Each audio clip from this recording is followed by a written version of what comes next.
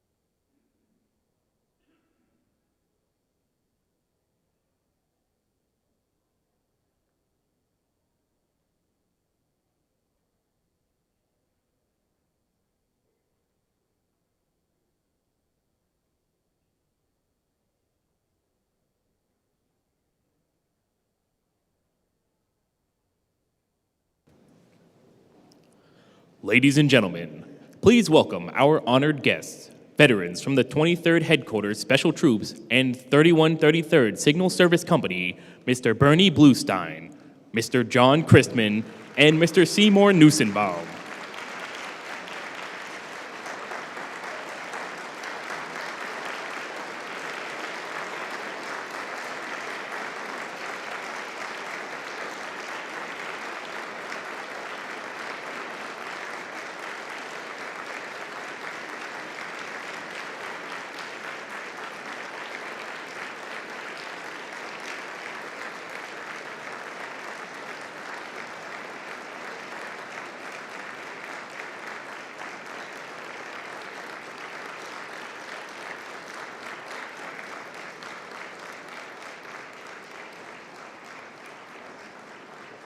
accompanied by Speaker Mike Johnson, Leader Mitch McConnell, Leader Hakeem Jeffries, Senator Suzanne Collins, Senator Edward Markey, Representative Ann Kuster, former Representative Chris Stewart, Deputy Secretary of Veterans Affairs Tanya Bradshear, Secretary of the Army Christine Wormuth, Chairman of the Joint Chiefs of Staff General Charles Brown Jr., Chief of Staff to the Army General Randy George, and President of the Ghost Army Legacy Project Mr. Rick Beyer.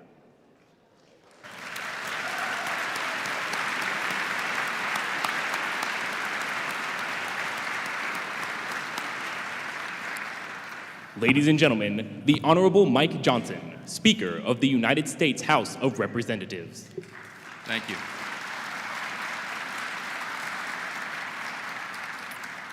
Thank you all so much. We are so proud to welcome you here to the Capitol. It is so good to see you all this morning, and I want to just thank so much the many important folks who are here gathering, my colleagues in Congress, and of course, Secretary Wormuth and General Brown and General George, and Mr. Rick Beyer, who you'll hear a lot about in a little while.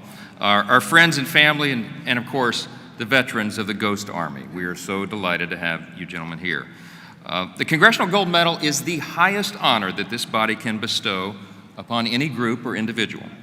And today, pursuant to S 1404, we are here to award that medal to the 23rd Headquarters Special Troops and the 3133rd Signal Services Company, otherwise known as the Ghost Army. Could you have a round of applause for that? Yes.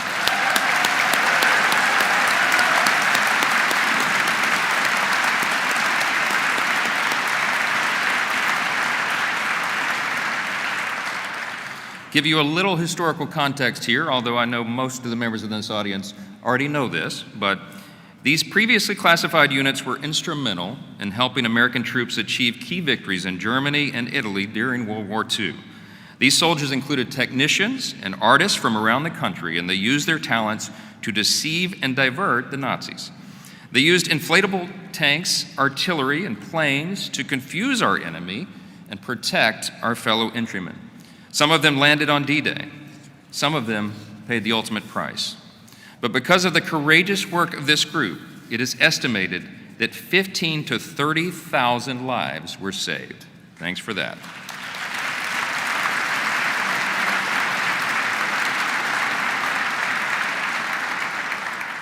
I wanted to share just one quick example of that.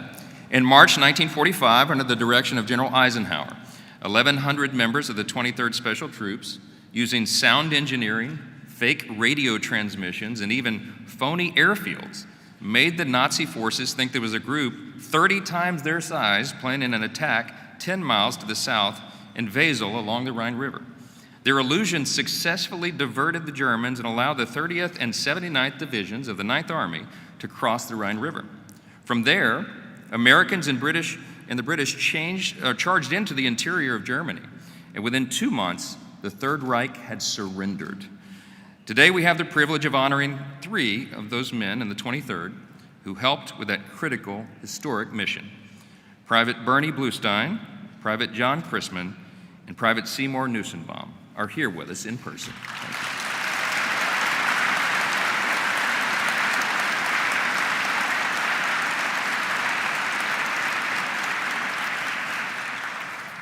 I brought along a little visual aid I wanted to show you here. In my hand, I hold the Army's now declassified report detailing the contributions of the Ghost Army. This would be recommended reading if you can get your hands on it. But it's normally housed at Fort Leavenworth. It was published 30 years after the end of World War II. And here's an operative line on page 51 that sort of summarizes what this was all about.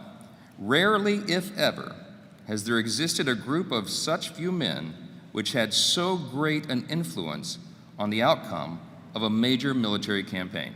That's really something, really something.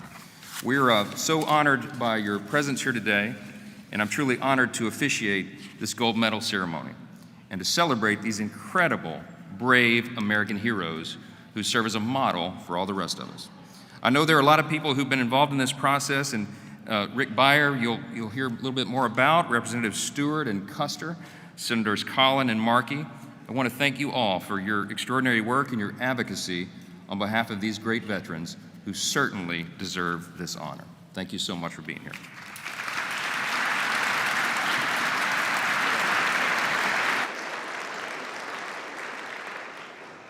Ladies and gentlemen, please stand for the presentation of the colors by the United States Army Color Guard from the 3rd United States Infantry Regiment, the Old Guard, and the performance of our national anthem by the United States Army Band Pershing's Own Brass Quintet and the retiring of the colors.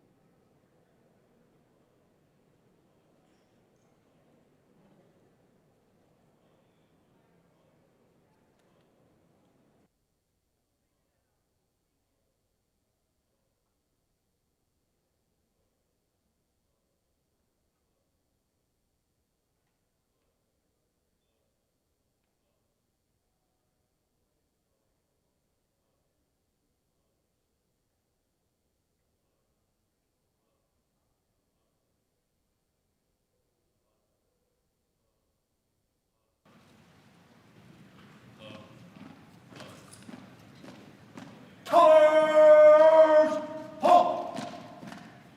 Color, present, all!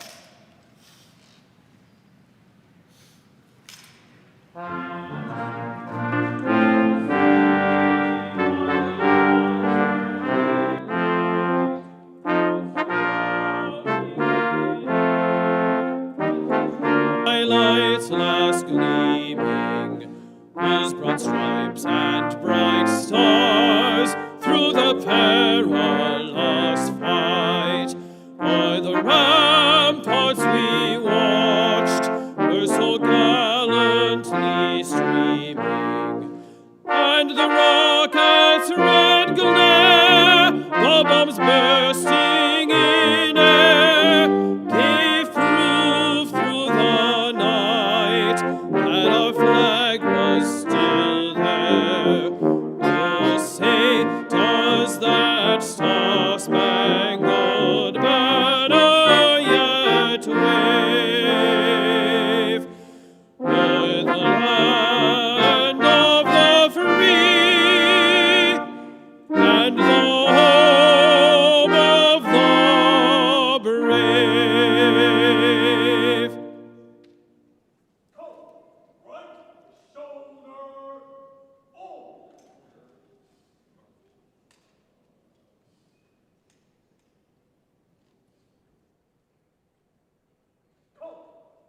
Color, march!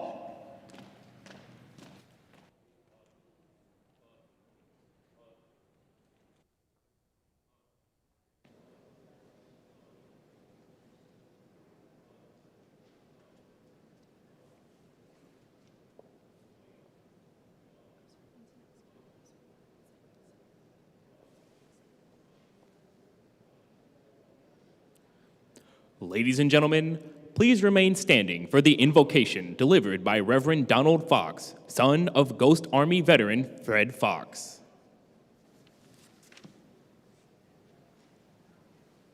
Oh God, we give you thanks here in this historic hall. We borrow words from the traditional Jewish prayer, and we thank you for bringing us to this day.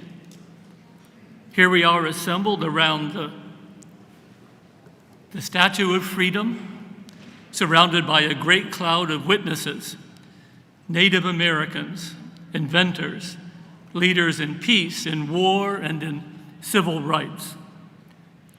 We thank you, God, that the men of the Ghost Army are being recognized as soldiers who made a huge contribution to winning World War II in Europe without hardly ever firing a gun. We thank you for the way that these 1,100 individuals with their creative courage represent the best in our nation. One God, one nation, under God, indivisible.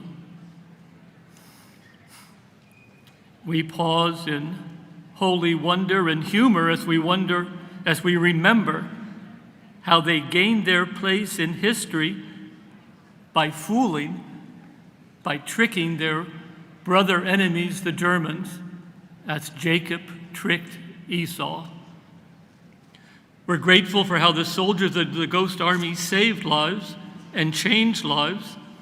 As one wrote in his memoirs, frightened men and women can become heroes and heroines by the grace of God. There is hope for the world when soldiers leave their storybooks and climb out of their jeeps. Fires have to be put out, and men, even dead men, treated as human beings.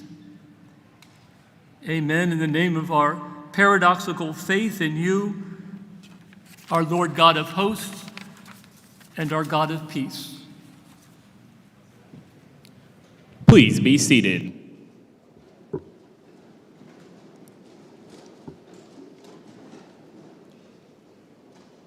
Ladies and gentlemen, the Honorable Chris Stewart, former United States Representative from the 2nd District of Utah.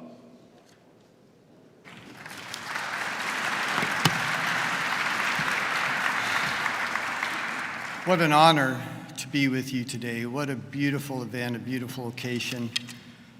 Some of you are saying, who is this guy? He looks kind of familiar.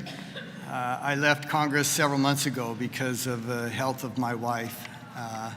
And I want you to know, Mr. Speaker and others, there's not been a single morning that I've woke up and thought, man, I wish I was back in Congress. But we're grateful for you, for your leadership. General Brown, you'll appreciate this. We were both Air Force pilots, plus or minus 1 second, right? I will not take more than my time today. To the Speaker and the other leaders, though, I want you to know from a different perspective now, I understand that the American people are praying for you, for our Air Force leaders, and for others. They're praying for our nation. And I hope you feel the strength of those prayers because it's sincere, because it is a troubled time in our nation's history right now. But we're here to honor these 3 heroes. These are my father's Air Force wings. He was a pilot in World War II as well.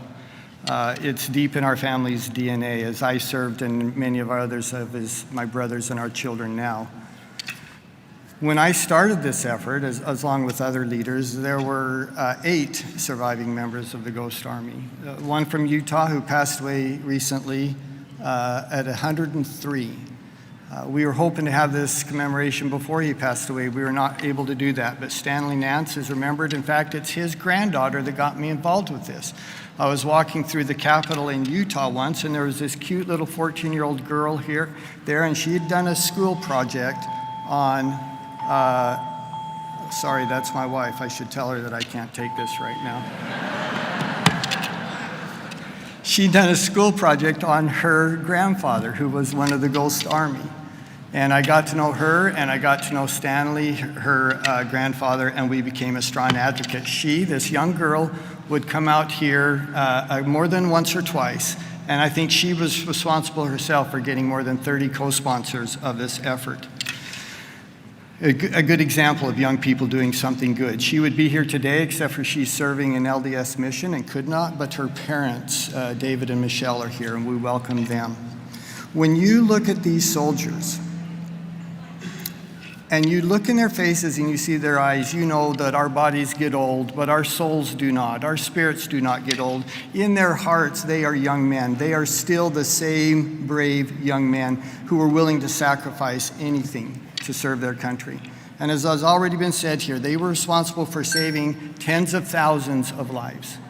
And by the way, they weren't just blowing up artificial tanks or building artificial runways. Many of them were covert operations behind enemy lines as they would plant themselves and have conversations in hotels or in cafes to deceive the enemy.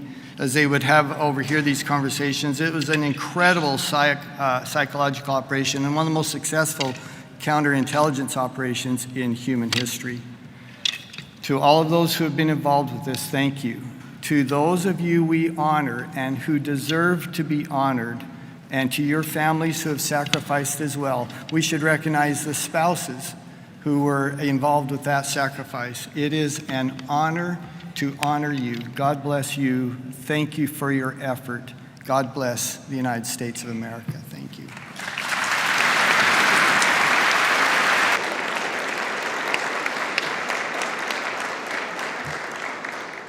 Ladies and gentlemen, the Honorable Ann Kuster, United States Representative from the 2nd District of New Hampshire.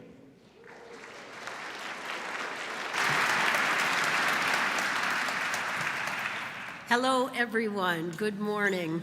What an extraordinary morning to celebrate America and freedom and democracy. It's such an honor to be with you, especially with our veterans. Thank you. We're recognizing veterans from the 23rd Headquarters Special Troops and the 3133rd Signal Service Company, or as we have come to know them, the Ghost Army. And I should start by thanking my college classmate, historian Rick Beyer, who did the extraordinary work to bring this story to life, wrote the book, worked on the PBS special, and came to me to say, could we get these gentlemen the honor that they deserve with a Congressional Gold Medal? And I said, sure, how hard could that be? And it turns out it took 7 years. And thank you to your colleague, your constituent, 14-year-old from Utah. Thank you to all of the families and the advocates who are with us today. We did it. And I really appreciate the effort that it took. During World War II, as the Nazis marched through Europe, this extraordinary top secret group was given an assignment: deceive the Germans and create an opportunity for the Allied forces to turn the tide of the war. This required innovation, creativity, artistic talent, and a very special kind of courage. Using inflatable tanks and sonic deception, they used sound of thousands of troops, trucks and tanks and jeeps, when there were only dozens of troops. And it worked. They deceived the Germans. The Ghost Army made it appear as though Americans had thousands of troops gathered on the Moselle River and in other parts of the theater. These secret soldiers were innovators, and they played a decisive role in turning the tide and winning the war. And thanks to their ingenuity and boldness, the Ghost Army, as you have heard and will hear over and over, saved tens of thousands of lives. I cannot help but think of my own father, Malcolm McLean, a World War II fighter pilot, similar to Chris's family. He flew over D-Day. He flew 73 missions, and he was shot down in the Battle of the Bulge, in the very same theater where our veterans here today were fighting for freedom and fighting for their lives. He served for 6 months at the end of the war in a German POW camp, getting down to 120 pounds. And when he came home, he did not talk about the war. And I know from the family of Mickey McCain, from the Ghost Army, who are with me today from Keene, New Hampshire, and many of you who are my age at this event today, our fathers did not talk about the war. But with the Ghost Army, they particularly didn't talk about the war because it was secret. And one of my favorite lines was one gentleman who only would tell his family, "I blew up tanks," without saying they were inflatable tanks. As you've heard, only 7 members of the Ghost Army are still alive.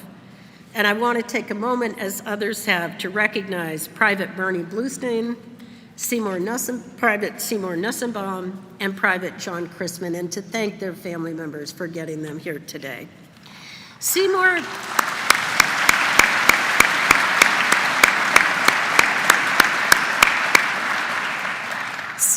and Bernie are 100 years old and served in the 603rd Camouflage Engineers, the Visual Deception Wing. They were friends during the war and reunited at a Ghost Army event after 75 years apart. I wish my father could have met you. He would be 100 this year as well. John Chrisman, who is 99 years old, served in the 406th Combat Engineers, the Security and Heavy Equipment Wing. And as I just learned before this ceremony, John can still recall guarding the Sonic trucks as they drew enemy fire. Thank you for your courage. To these brave Ghost Army veterans and all the loved ones gathered here today, thank you for your service. Thank you for your sacrifice. It's appropriate that we should be here with the Statue of Freedom. And thank you. Our country and our world would not be the same without your bravery. God bless you and your families. God bless this incredible country. Thank you.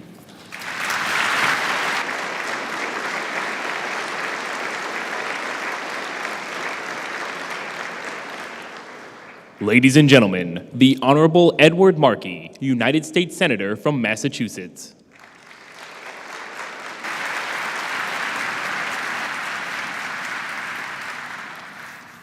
I'm immensely proud to speak today about those who served in the U.S. Army's 23rd Special Headquarters Troops and the 3133rd Signal Service Company.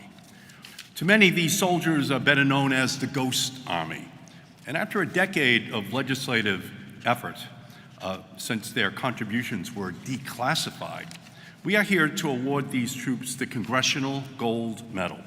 They earned it, they deserve it. It is a day that will always be remembered in the halls of Congress.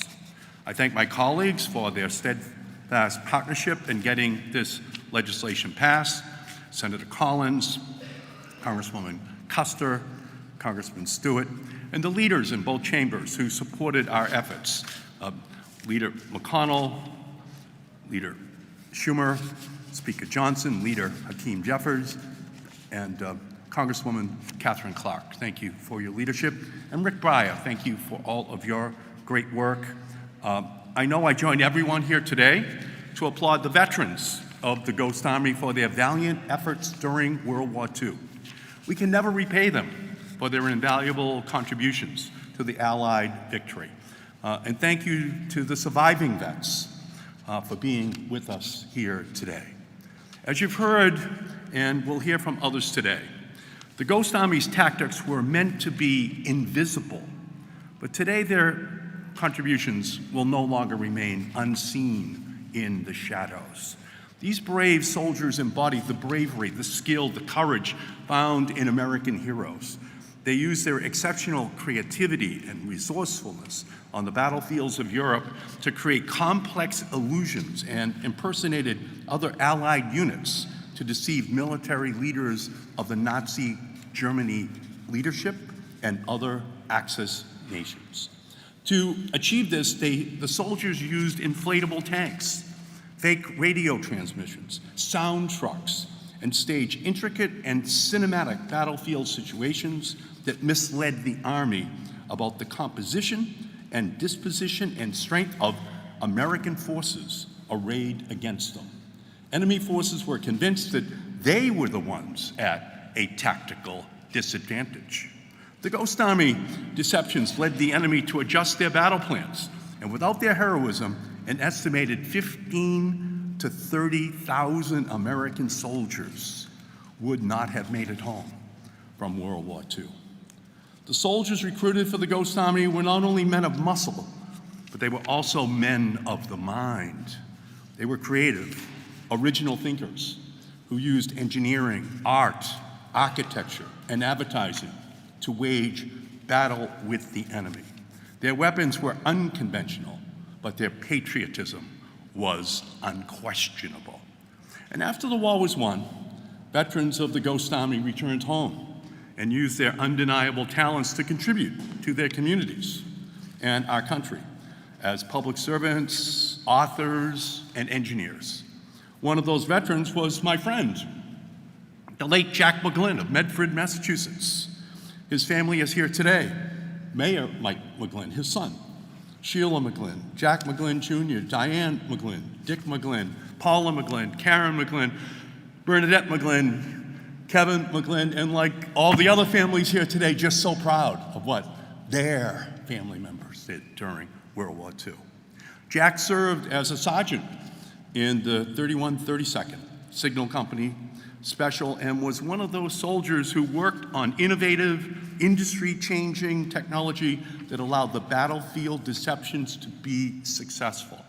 And after returning from the war, Jack served as the mayor of Medford, as his son would follow him. He also served as a state representative, and I got to serve with him in the Massachusetts State Legislature, this great man. And although Jack passed away in 2016, the first year I introduced the Ghost Army Congressional Gold Medal legislation, I'm happy to report that Medford's elementary school is now named after Jack. And he gave us another great local leader, as I said, his son. And I'm proud that he and his family are here today, and they absolutely are so proud of their father. When his son Michael asked his father in 1996, after all this information was declassified, "Dad, why didn't you tell us?"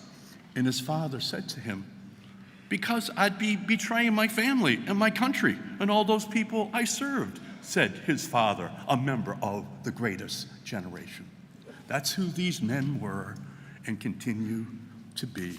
So my colleagues and I introduced the legislation to recognize and honor the Ghost Army with colleagues from both sides of the aisle and from both chambers.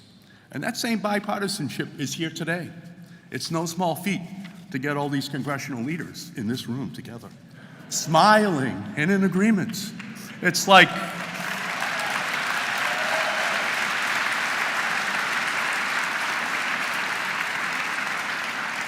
it's like a political's Haley Comet. But the heroes of the Ghost Army and their families are used to defying their surroundings for the sake of making history. So we come together in celebration today, not just simply for the Ghost Army, but also to keep alive the memory of all of our veterans and the families of those who are gone, so that the generations to come will know about all of these extraordinary American soldiers. Congratulations to the families.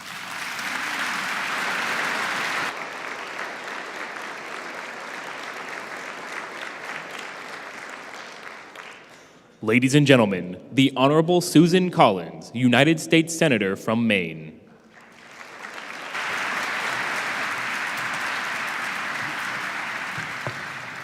Thank you. What an extraordinary honor it is to participate in this Congressional Gold Medal Ceremony for the soldiers of the Ghost Army.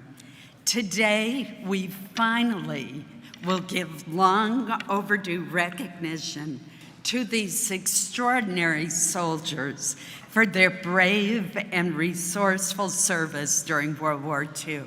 And isn't it wonderful that 3 of them are here with us today?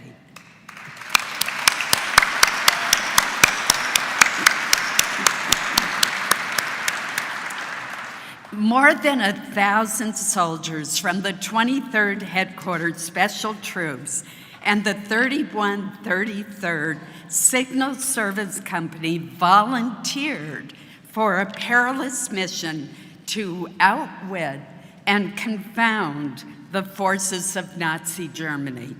Among these soldiers was Private First Class Gardner Stone of Poland, Maine. I'm delighted that his daughter, Carol Allen, her husband, Clarence, and their son, Craig, are among the families with us today for this much-deserved and long overdue recognition. I also want to recognize Justice Andrew Mead of the Maine Supreme Judicial Court and his wife, Kelly, who have also traveled to Washington to join us. I want to give full credit to Justice Meade. He was the one who first contacted me and educated me about the Ghost Army. I'm so grateful that he did. His father was just a sophomore at the University of Maine when he enlisted in the Army at the recruiting center in Bangor, Maine. He was a member of the Signal Service Company and was deployed to Italy in early 1995. Also with us here today is Melinda Skelton McKinney from Windham, Maine, who honors her father, William Skelton's service in the Ghost Army. William served as a captain in the Camouflage Engineers Unit. He received the Bronze Star for meritorious service for 5 battle engagements. These veterans were among the hand-picked soldiers who volunteered for the Ghost Army's remarkable assignment on the front lines in Europe, using visual deceptions like inflatable tanks, aircraft and artillery, loudspeakers, and fake radio transmissions. This unit outmaneuvered and deceived the Nazis. At great personal risk, these soldiers successfully diverted enemy resources and, as we have heard today, saved tens of thousands of American lives. The courage and ingenuity of these top secret units were pivotal across the European theater in World War II. And like Annie Kutzler, my father also was a veteran of the Battle of the Bulge, where he was wounded twice and secured 2 Purple Hearts.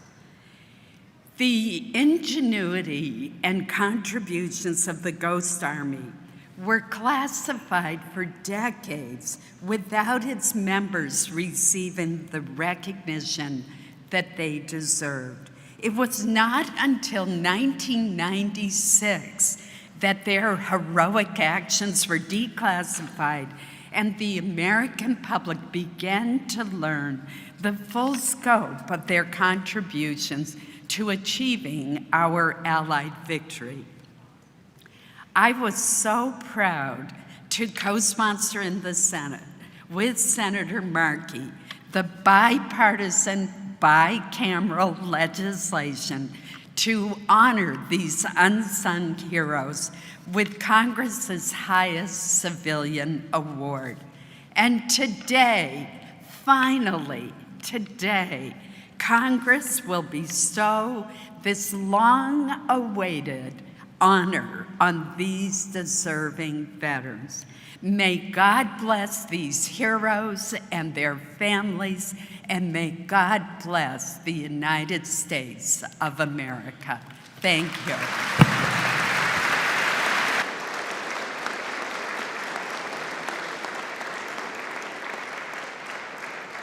Ladies and gentlemen, performing the song American Patrol is the United States Army Band Pershing's Own Brass Quintet.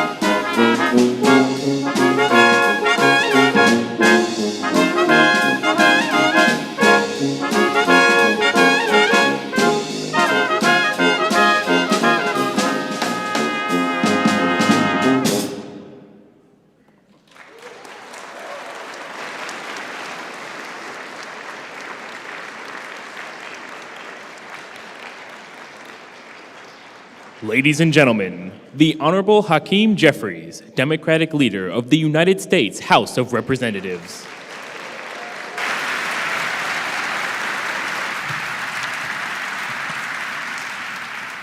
Speaker Johnson, Leader McConnell, to Representative Kuster, Representative Stewart, Senator Markey, Senator Collins, members of Congress, the Joint Chiefs of Staff, veterans of the 23rd Headquarters, Special Troops, of course acknowledging the 3133rd Signal Service Company, families of the Ghost Army, and all those assembled. Good morning, and thank you all for your presence here today. It's a high honor and a distinct privilege to offer my heartfelt and deepest respect on behalf of House Democrats to the Ghost Army of World War II, as they are presented with the Congressional Gold Medal, Congress's highest honor. During World War II, Winston Churchill once observed that in wartime, truth is so precious that she should always be attended by a bodyguard of deception. We gather today to pay homage and to honor the legacy of a group of covert, creative, and courageous American war heroes who guarded truth and our precious troops with righteous deception. The members of the Ghost Army were artists, architects, actors, radio broadcasters, fashion designers, engineers, lawyers, and more. But above all else, they were great patriots. They were daring, determined, and devoted. The Ghost Army duped the Nazis, saved tens of thousands of lives, and helped America secure a decisive victory in World War II to make sure that freedom prevailed over fascism. Yet their story was, of course, a classified secret for half a century. And many Ghost Army patriots took that secret to their grave. Today's ceremony, therefore, and this Congressional Gold Medal reaffirms our commitment to remembrance and reverence as we honor all of these patriots, including Bernie Bluestein, John Christman, and Seymour Nussenbaum, who happens to be from Brooklyn.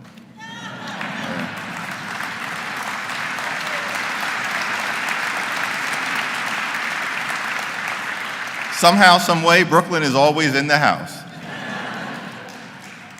It's an honor to be in your presence because there is no higher responsibility and no greater moral obligation that we have as public servants than to be there at all times for the brave men and women who have been there for us in uniform. We salute the ingenuity of their spirit, creative brilliance, and the bravery they displayed in risking their lives to confuse and deceive the Nazis on the battlefield.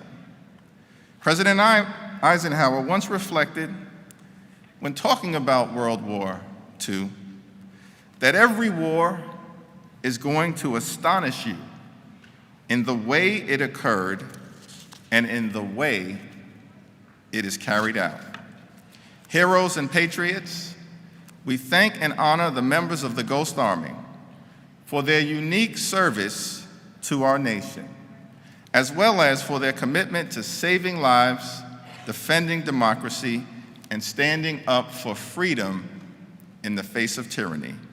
The ingenuity and valor of the Ghost Army has astonished a grateful nation. Congratulations on this well-deserved honor. May God bless all of you, and may God continue to bless the United States of America.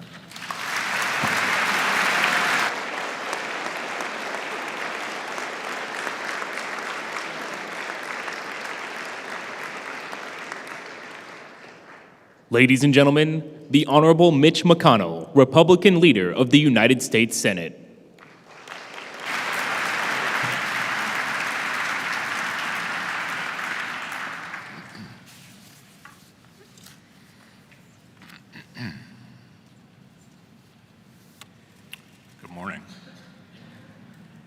it'd be tough to find a story that better captures the extraordinary breadth of our nation's wartime experience than the legend of the Ghost Army.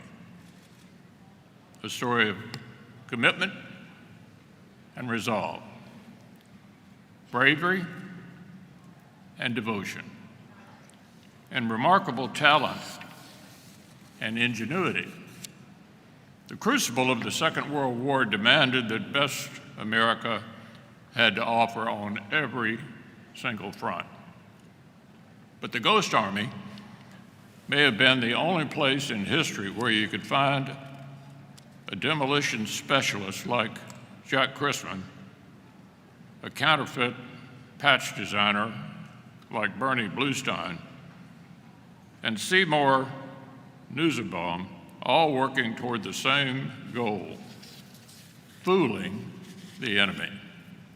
It's the only place where a kid from a hometown of Louisville like Georgia Toole could find himself at the center of some of the war's most sensitive high-tech breakthroughs. The sonic deception, a mission that I'm proud to say was forged in Kentucky at Fort Knox. Our nation has been slow to recognize these men's incredible achievements. And of course, that was partly by design. They weren't just helping win a world war. Whether they knew it or not, they were developing top secret ways to help preserve a hard-won peace through the Cold War. But today, the veil of secrecy is gone. And when I read incredible stories like Jack's, Bernie's, or Seymour's, I think about my own father's path across Europe in the spring of 1945 as a foot soldier in Patton's army. I think about how he made it home to my mom and me after 2/3 of his company was wiped out.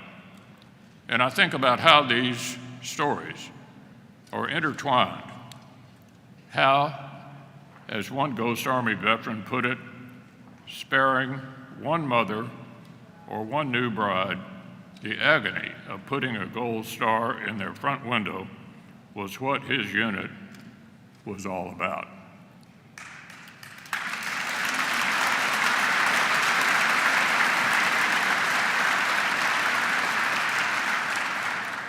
So to Seymour, Bernie, and Jack, and to your comrades not with us today, a grateful nation knows how you answered the call in its time of need. America will never forget your service, and I'm so very proud to join in honoring you today.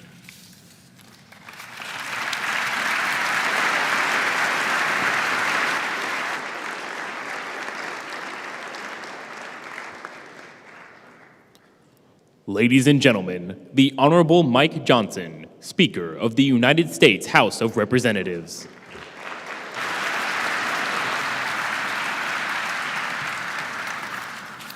What a great event this has been. Thank you, Leader McConnell, and all of my friends and colleagues here. Today we honor those who passed and those who have survived to tell this great tale of the Ghost Army. Privates Bluestein, Christman, Newsenbaum, it's a true privilege to meet you all, and from the bottom of our hearts, all the applause today is well-earned, well-deserved, and we thank you for serving our country as you have. Sun Tzu taught that all warfare is deception. And in the final years of the war, this group applied that principle to force the Nazis to divert resources away from the real threat. When our troops were near, this group made the enemy believe they were far away, and when we were small, they made the enemy believe we were much larger. And as has been noted here, a total of 1,100 men in the 23rd served in Germany and France, and 200 men in the 33rd, they served in Italy. They gave their talents and their lives to defeat the Nazis and preserve freedom around the world, and for that, we are forever grateful. Hakeem, I wanted to raise you your Brooklyn. I'll see your Brooklyn and raise you a Louisianian, okay? And Mitch, you can get Louisvillian, okay? I just, one more story to highlight. And don't you all wish we had time to highlight every one of the individuals who served so valiantly. But I want to tell you about Jim Steig. He was born in 1922. He was the middle child of 5 children. He grew up on a farm, rural Louisiana, and while he was enrolled in art school, Jim registered for the draft, and he went on to serve in the Army's 23rd and the Special Troops.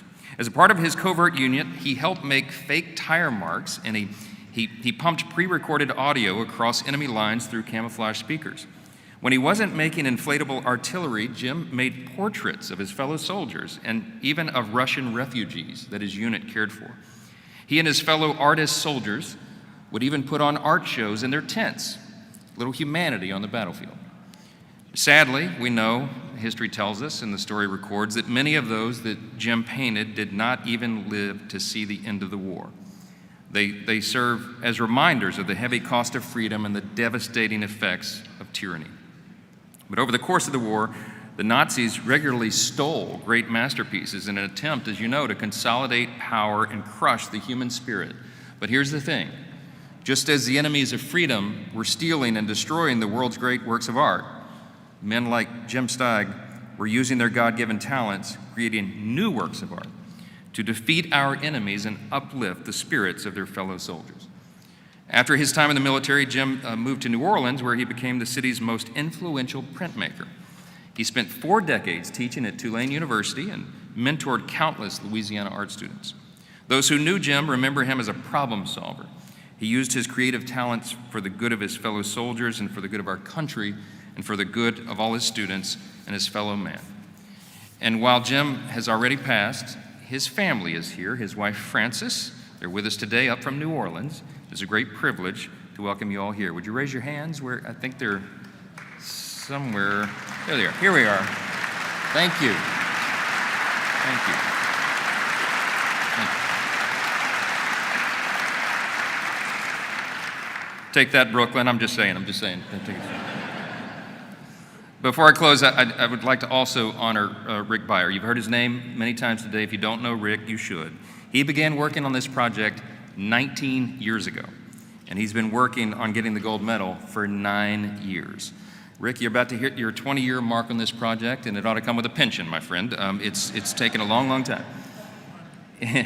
In 2005, Rick was introduced to a woman who was the niece of a member of the Ghost Army, and her story sparked his interest and launched him on this journey of telling the stories of these brave men. And because of Rick, the Ghost Army has been recognized with websites and documentaries and books and museum exhibits and multiple monuments in Europe, and now, finally, with the Congressional Gold Medal. On behalf of everyone here, thank you for all that you've done to honor these men and their families. Rick, we owe you a great debt of gratitude.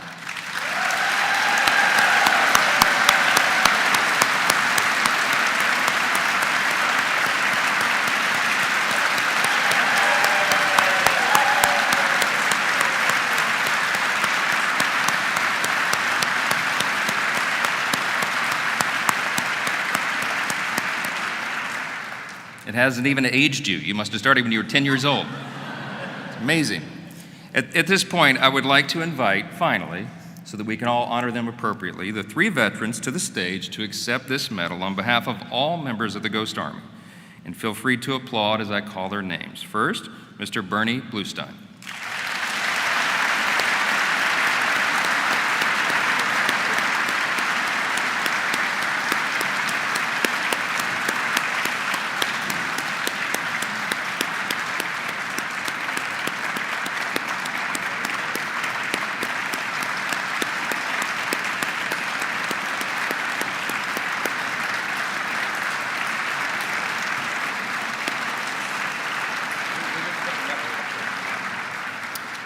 Second, Mr. Seymour Nussenbaum.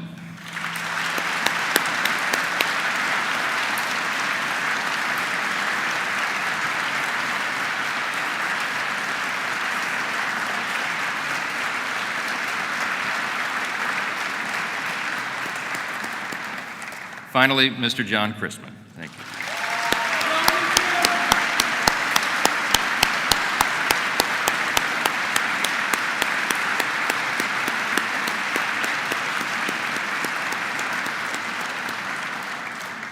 And if I could have join us here to the front, Mr. Rick Beyer, Leader McConnell,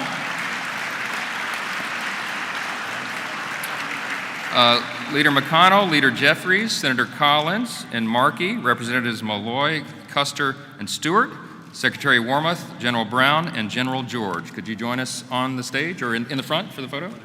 Yeah. I don't know. Maybe on stage so we can get everybody. Yeah.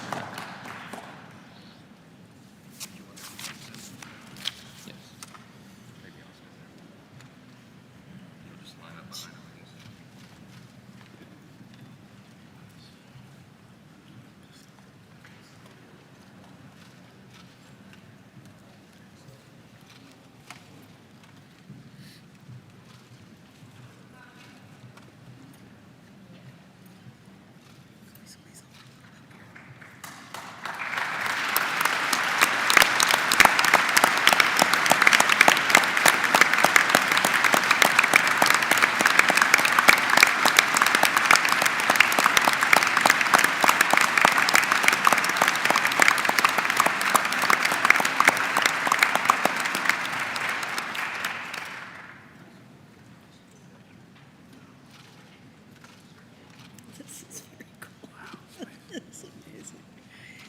When you first came to me, I said, sure, how hard can it be? And it turns out it's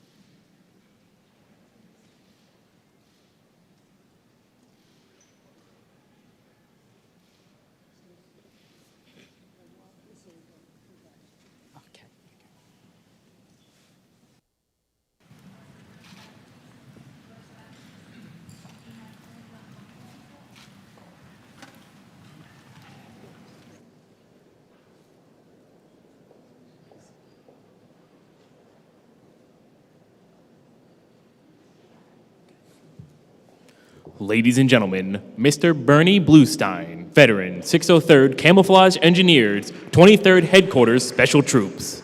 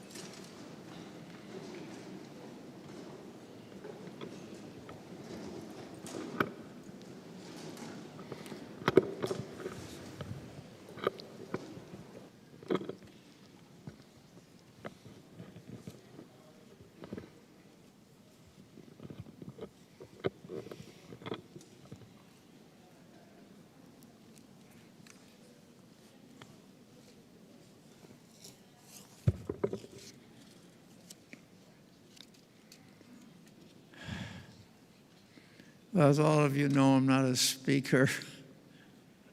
And I came up here not to make a speech, but to just personally thank a few people that deserve my highest regards and thanks. The number one goes to Rick Byers. Rick Byers started this whole thing. If it wasn't for Rick, I wouldn't be up here along with my comrades here. He took the initiative when the information was released from the government, and immediately decided to notarize us a little bit and let the world know that we did exist. And that was quite an undertaking. He did quite a successful job. Took a lot of hard work with a lot of hardworking people, canvassing Congress and getting the proper vote and getting the president to sign it. I would also like to personally thank Gary Sinise for personally sponsoring my trip here. It was very generous of him and his foundation, and I want to personally thank him for that. I want to thank everybody in my life that I've contacted, many of you. You've all contributed to my existence and to my being who I am. And I'm very proud and happy to be here to receive this honor. Thank you.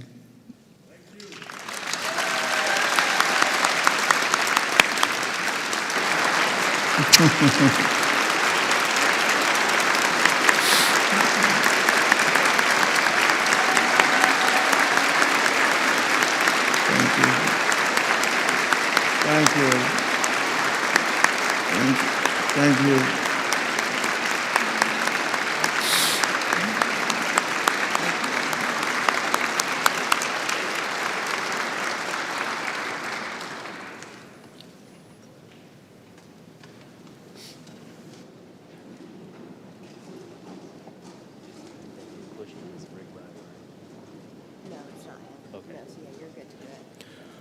Ladies and gentlemen, Mr. Rick Byer, President of the Ghost Army Legacy Project.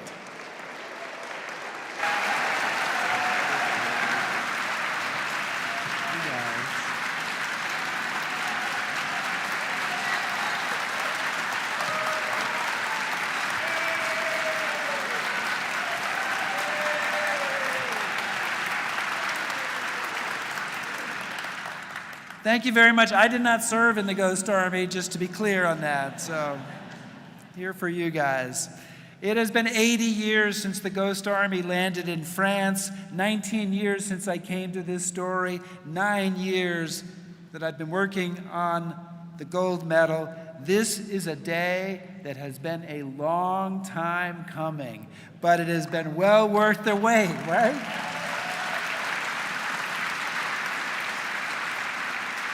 I want to thank our 4 sponsors who all have already spoken, Senators Ed Markey and Susan Collins, Representatives Stewart and Annie Kuster. I saved Annie for last because she is special.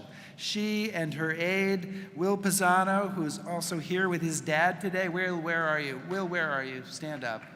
Okay, somebody. Will Pisano. All right. They have been involved from the start. Annie was the first to introduce this legislation, and so she started the ball rolling.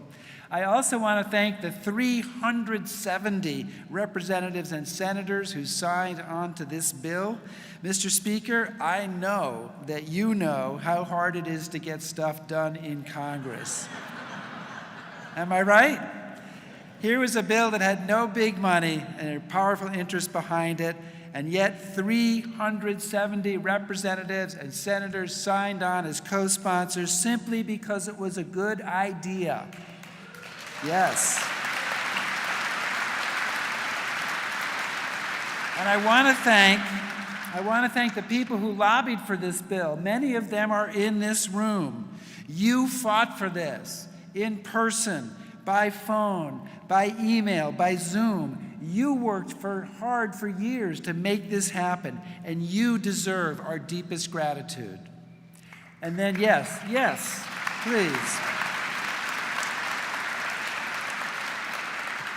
And then there are the veterans, Bernie Bluestein, John Chrisman, Seymour Nussenbaum, who are here with us today. There are other veterans who are watching from home today. Thank you. And there are all those who are no longer with us. When the Ghost Army soldiers were landing at Omaha Beach, when they were setting up inflatables in the rain near the front line in Brest, when they were freezing in the snows outside of Bastogne or drawing fire on the Gothic line in Italy, they would have been shocked by the idea that 80 years later, a grateful nation would honor them in this way. Because no soldier who served in this unit considered himself a hero. I have talked to many veterans of the Ghost Army, and each told me that the real heroes were the infantrymen and the tankers who bore the brunt of the fighting. But it has always struck me that the Ghost Army's deception mission demanded a special kind of courage. To project strength when you have none, to purposely draw enemy fire to keep it from falling on others, a dangerous business, not for the faint of heart. I note the presence in our audience today of many U.S. Army officers from the rank of sergeant all the way up to the Army Chief of Staff, General Randy George, particularly well represented. I should also mention the chairman of the Joint Chiefs of Staff is here, General Brown. Particularly well represented are the U.S. Army's PSYOP forces. What the Ghost Army accomplished is not simply trapped in the past. It remains an important inspiration to the Army today. In January 1944, Private Harold Dahl of the 603rd Camouflage Engineers rode home from Camp Forest, Tennessee, after learning for the first time about the deception mission they would be carrying out. I can't tell you who else is with us, nor what we will do when we start to do it on Monday, but it promises to be very interesting. And frankly, it looks like we are at last going to play a real part in the war effort. Lieutenant Gil Seltzer described it more succinctly. We all came to the conclusion that this was a suicide outfit. But they had a job to do. So they put themselves in harm's way, wielding imagination, bravado, and creativity in order that other soldiers might be able to fight and live. 4 men died carrying out these missions, but most of them came home and then kept quiet about it for decades. And don't you think that's remarkable? Yeah.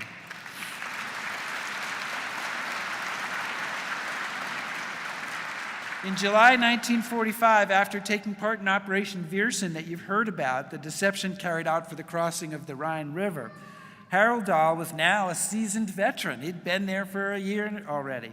He wrote home again. He said, General Simpson sent us a commendation, giving us a major credit for the success of the crossing.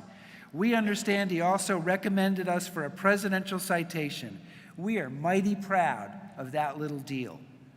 The presidential unit citation never happened, likely because of secrecy. But today, the 1,300 men of the Ghost Army are finally getting their due. On behalf of the veterans, Bernie Bluestein, Seymour Nussenbaum, and John Crispin, who are here today, on behalf of Private Harold Dahl and Lieutenant Gil Seltzer, whose families are here today, on behalf of other veterans watching from home, on behalf of all their fellow soldiers, their children and grandchildren, on behalf of the men whose lives they saved and their children and their grandchildren, I thank Congress and the President and everyone who helped make this happen for recognizing and honoring the laudable wartime service of the Ghost Army. Thank you so much.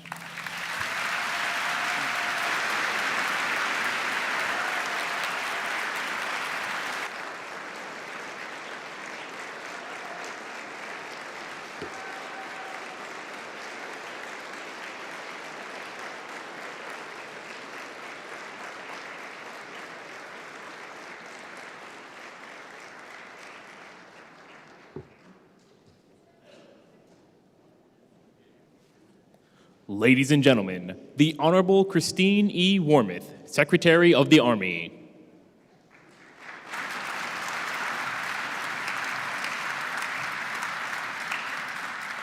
Good afternoon. It's a privilege to be here today with my battle buddy, the Chief of Staff of the Army, General Randy George, to say a few words on behalf of the men and women serving in today's Army who carry forward the legacy of the units that we're honoring today. As a whole bunch of speakers has said, this recognition is long overdue. The actions of the Ghost Army helped change the course of the war for thousands of American and Allied troops and contributed to the liberation of a continent from a terrible evil. So we owe the three of you and all of the soldiers of the Ghost Army a great debt of gratitude for your service. We teach our Army planners that the cornerstone of what we now call military deception operations is the story. And the Ghost Army were master storytellers. Many of the techniques that you all pioneered can still be found on the battlefield today. And even though technology has changed quite a bit since 1944, our modern techniques build on a lot of what the Ghost Army did, and we are still learning from your legacy. Our experience observing the war in Ukraine has shown us that even with an increasingly transparent battlefield, military deception can still have a significant impact on military operations. And like so many soldiers serving today, the Ghost Army did not seek out credit for all that it had done. Their dedication, in fact, to preserving the secrecy of the unit long after the war is a testament to their loyalty and commitment to the nation. And it probably didn't hurt that, as Mr. Chrisman told me, when they came home from the war, General Eisenhower sent all of the soldiers in the Ghost Army a letter thanking them for what they had done. But he had a P.S. He said, "If you tell anyone, I'll see that you hang." So that might have helped. But I know we're all pleased that we can now recognize the three of you and the 1,100 other members of the Ghost Army. Your story continues to inspire thousands of men and women in our Army today and Americans all across the country. Thank you for serving the nation and leading the way as masters of your craft. Congratulations.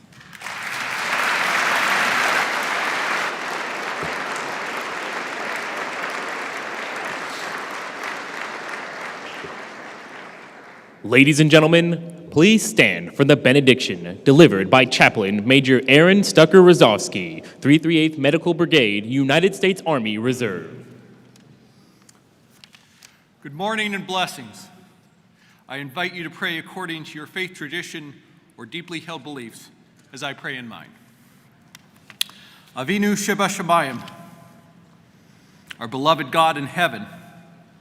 In Sefer Shoftim, the book of Judges, we read of your divinely appointed servant, the judge, Gideon, who with a small, physically and mentally tough, rigorously selected elite band of 300 warriors used a combination of audacity, skill, daring, and deception to sow confusion, fear, and most importantly, defeat into the hearts of the massive Midianite army. Thousands of years later, two elite and likewise small groups, the 23rd Headquarters Special Troops and the 33rd Signal Service Company, the Ghost Army, again used these attributes of audacity, skill, daring, and deception to throw the evil that was Hitler and his Nazi armies into utter disarray. Their efforts saved untold Allied lives, helped liberate a continent, end the unspeakable horror that was the Holocaust, and brought about the end of the Second World War. Bluntly, these soldiers helped save the world and humanity itself. Your beloved warrior servant and psalmist, David, wrote, Af nachalat shafrai alai. Yea, I have a goodly heritage. Our American heritage is the Ghost Army, and our freedom, our liberty, is their gift and legacy to us. Again and again, you remind us, O God, Zachor, Zachor, remember, remember. As we depart from the capital of our great nation and this sacred ceremony today, let us all remember. Remember the men and women who advocated tirelessly for these heroes to receive the Congressional Gold Medal, the members of the House of Representatives and Senate who used their offices to make sure that this recognition would come to pass. And finally, and most importantly, the soldiers themselves of the Ghost Army. May we never forget all that they did for us. May their story be told in this and every succeeding generation. May it be told in our cities and towns, in our schools and places of worship, to our friends and neighbors, and to our families. May their righteous deeds and heroic memory live with us and a grateful nation forever and ever. May God bless the Ghost Army, the U.S. Army, and the United States of America. And let us say, Amen.